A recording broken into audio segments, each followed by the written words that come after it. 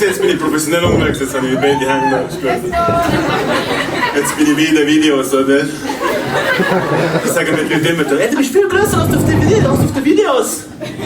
Ich so, ja Bro, das Handy ist ja so groß. Hoffentlich. Niemand pisst gerne neben mir. Ich zwar, darum gehe ich gut in die Mitte extra. So, jedes Mal, ich bin einfach gut dort, wo... Es ist egal, wo ich stehe, weil ich sehe jedem Sinne. Wenn du bekannt bist, jeder sieht dich. Von weitem. Ich sehe manchmal so von 1 Kilometer, das ist gar nicht.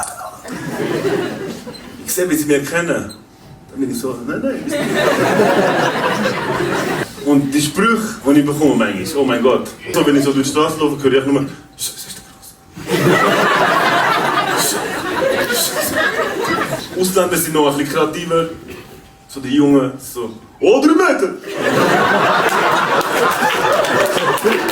Letztes Mal ist so ein 12-Jähriger gekommen, er so, oh, ja. Du bist kaputt, Bro! Kaputt! Ich weiß gar nicht, wie mir das Bild noch vorstellt, was die ist kaputt.